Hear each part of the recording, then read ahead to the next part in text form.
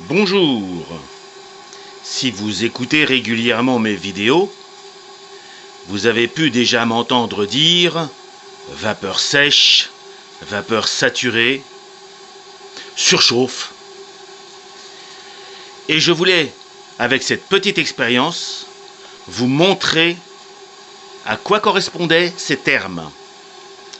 Comme vous le savez, la vapeur, c'est la dissociation des molécules d'eau à une certaine température et pression. Au niveau de la mer, l'eau se transforme en vapeur à 100 degrés Celsius. Si la pression descend, comme en haut du Mont Blanc par exemple, l'eau bourra à 80 degrés Celsius. Et bien sûr, si nous augmentons la pression, la chauffe nécessaire pour transformer l'eau en vapeur sera plus importante. À titre personnel, je considère grosso modo qu'à peu près 1 bar de pression dans une gamme de 1 à 5 bars me fait gagner environ 10 à 12 degrés. Ça veut dire que lorsque ma pression de service dans ma chaudière est de 2 bars, la vapeur sous pression sort à une température de 120 degrés Celsius. Je le dis bien environ. Maintenant, quelles sont les propriétés entre guillemets de cette vapeur? La vapeur, comme vous le savez, c'est l'énergie que vous allez fournir à une machine. Parce que je vous l'ai déjà dit, on ne parle pas de moteur à vapeur, mais de machine à vapeur, parce que l'énergie provient de l'extérieur, en l'occurrence une chaudière ou plus globalement ce qu'on appelle un générateur de vapeur. L'exercice que je vais vous montrer maintenant, c'est l'influence de la chaleur ou de la pression sur la dite vapeur. Comme je vous l'ai dit, les molécules d'eau se dissocient à 100 degrés à la pression atmosphérique d'1 bar à peu près, allez, on dira au niveau de la mer. Donc là, à Paris, je suis à 70 mètres, donc on est bon. Ce qui est intéressant de constater, c'est qu'à cette pression et cette température, donc là je suis à quasiment 0 bar, enfin pas presque rien, mais en gros, là je fais bouillir l'eau à peu près à 100 degrés, très peu de pression. Vous remarquerez que la vapeur est très visible. Pourquoi? Parce qu'en fait, on peut dire, et c'est là que j'emploie le mot, que cette vapeur est saturée d'eau. En effet, si je mets la main, comme vous le savez en plus, un gaz qui s'expand refroidit, donc je ne me brûle absolument pas en mettant la main dans le flux de vapeur, cette eau est très humide. Enfin, cette vapeur est très humide. Ça veut dire que l'eau qui accompagne, la vapeur emmène de l'eau qui n'a pas eu le temps de se décomposer complètement en gaz. Ce que je vous rappelle, de la vapeur, c'est la décomposition de l'eau en molécules élémentaires, H2O, et plus vous allez monter en pression, plus cette décomposition aura lieu. Pour vous donner un exemple très concret, dans les machines nucléaires de nos sous-marins ou porte-avions, voire centrales nucléaires, la pression de l'eau en sortie de générateur de vapeur est d'environ 400 bars. Ça veut dire qu'elle dépasse largement les 400 degrés Celsius. À cette température, l'eau est complètement dissociée. Elle est devenue totalement gaz. Toutes les molécules sont libérées et nous parlons alors de vapeur sèche. C'est exactement l'opposé de cette vapeur que je dis saturée. Bien sûr, plus la vapeur est sèche, plus elle a emmagasiné d'énergie pour faire fonctionner la machine à qui elle est destinée. Dans nos modèles réduits, dans mes modèles réduits en tout cas, moi je tourne à une pression de service d'environ 2 bars, donc 120 degrés. Et si je vous montrais en accélérant un petit peu cette chaudière, vous verrez que la chaudière produira une vapeur à peu près comme celle-ci. Donc, comme vous le voyez, très saturée.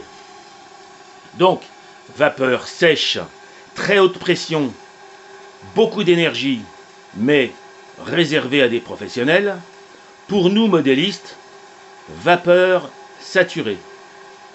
Mais, il y a quand même un moyen, il y a toujours des moyens d'optimiser un petit peu, dans nos modèles réduits, la qualité de notre vapeur. Nous allons alors parler de surchauffe. En effet, la notion de surchauffe intervient lorsque la vapeur a déjà été produite initialement par le générateur de vapeur. Dans cet exemple que je vais vous montrer, la vapeur sort par cette vanne et s'échappe par ce tuyau que j'ai fait à votre intention. Vous le constatez, c'est vraiment le système le plus simple. Comment puis-je surchauffer cette vapeur? Écoutez, à titre d'exercice, je vais prendre un chalumeau. Mais, dans la réalité, nous n'utilisons pas de chalumeau. Ce que nous faisons, c'est que nous faisons des serpentins avec notre tuyau ici. Nous faisons des serpentins au niveau de l'échappement de la cheminée. Ce qui fait que la chaleur, parce qu'ici ça chauffe bien, même si je vais tout doucement, la chaleur que produit le brûleur ou les brûleurs sert une nouvelle fois, après avoir chauffé la dite chaudière, une nouvelle fois à la vapeur produite. Donc, vous faites sortir la vapeur, vous la faites en serpentin dans la cheminée et vous repartez ensuite vers votre machine. Un autre système, alors cette chaudière, je l'ai déjà dit, est dite à retour de flamme, c'est-à-dire que votre circuit de chaleur avance dans la chaudière, fait un demi-tour pour ressortir par cette cheminée. Sur des chaudières horizontales classiques, vous pouvez faire rentrer le tuyau ici d'alimentation vapeur dans le tube de chauffe, vous traversez la chaudière, une petite brasure à la sortie et vous récupérez la chaleur à la sortie. Donc, la chaleur, comme je l'ai dit, est produite par le brûleur dans la chaudière, surchauffe de la vapeur. Maintenant, je vais vous montrer le résultat concret de cette surchauffe. Alors, je ne sais pas si la vapeur, mais si, je pense qu'on la voit. Vous le voyez, on voit bien la vapeur. Maintenant, je vais surchauffer le tuyau. Donc, pour cela, je prends mon petit chalumeau et je vais... Alors, c'est pas évident, voilà. Je vais réchauffer le tuyau. Et vous allez voir que la chaude... Regardez, dès que je chauffe, la chaleur produite fait que la vapeur devient beaucoup plus chaude, donc perd ses molécules d'eau au bénéfice d'une vapeur plus sèche. J'arrête. Regardez, vous voyez, ça fume. Je rechauffe. Donc c'est une expérience très simple que je fais, mais vous voyez, regardez, ça chauffe, j'espère que vous le voyez, ça chauffe.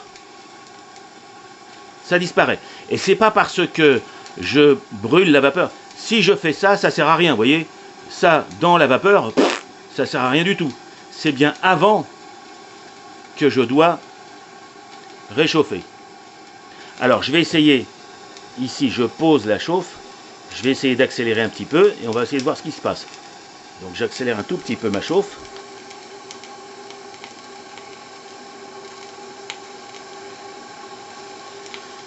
Vous voyez, là, j'espère qu'on voit encore mieux la vapeur.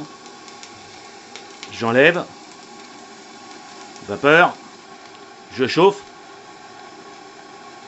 Alors, l'avantage, bien sûr, d'une surchauffe, c'est que nous donnons plus d'énergie à la machine.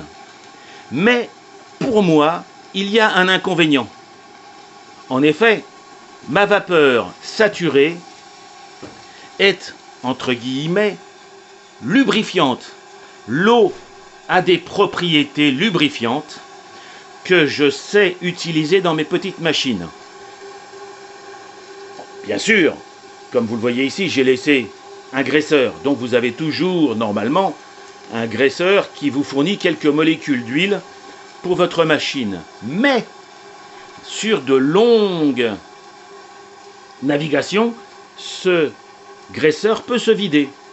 Et cette vapeur humide, donc saturée encore d'eau, eh bien est lubrifiante.